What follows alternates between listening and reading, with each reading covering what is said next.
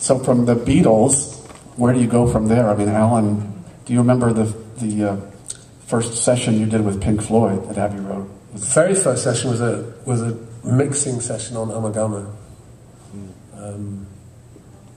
And I remember when in the days of tape ADT, tape artificial double tracking, the tape op had to sit there wobbling this VSO thing just to get any decent phasing or ADT. So it was pretty tedious, but that was the first time. And then I worked on Atom Heart Mother from start to finish as tape op. And the engineer, Peter Bowen, was unable to do the mixing session, so they thought they'd give me a shot at the mixing. So that's how I got involved as engineer for the first time with Pink Floyd. And then Dark Side came up, and I said, sure, I'll do it. Wow. Dark Side of the Moon, of course, we're talking about here.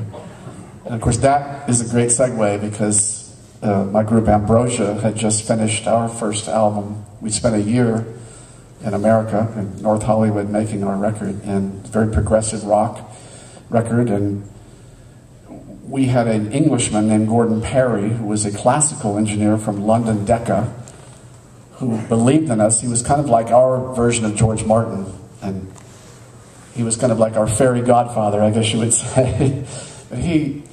When he came out to help Ambrosia on our record, he brought microphones we'd never seen before. He brought Neumann M50s, and he brought beautiful Tube 47 mics, and just to help us sound better. And then when the album was finished a year later, Gordon said, there is no engineer in America that can mix this properly. Have you guys heard of this young lad named Alan Parsons?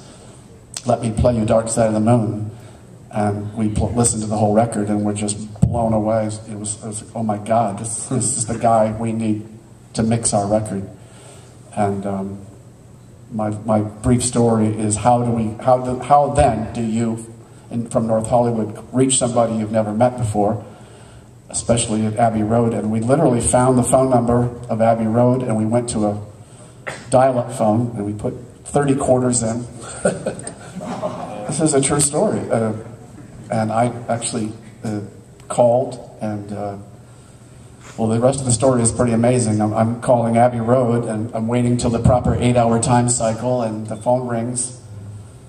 And I said, I'm trying to reach a young engineer there named Alan Parsons, and it just happened to be that Alan picked up the phone. He just... Well, it was late at night, and the security guard was doing his rounds, and if the phone rang, he picked it up.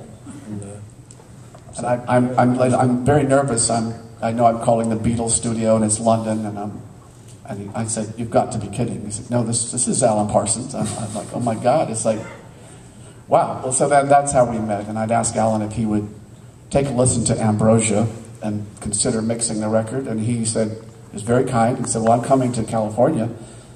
Nominated for a Grammy for the Dark Side of the Moon engineering, and we took a meeting at our house, and he said he enjoyed the music. And oh, very much. I mean, I was really impressed. I really was. I didn't think progressive music was so alive and well and living in California. It really was a super album, and I told them so. I thought the sounds were great, the recording was great, and I was very pleased to come back a few weeks later, right? We didn't do it there and then, right? I didn't stay on. I came back and mixed the album.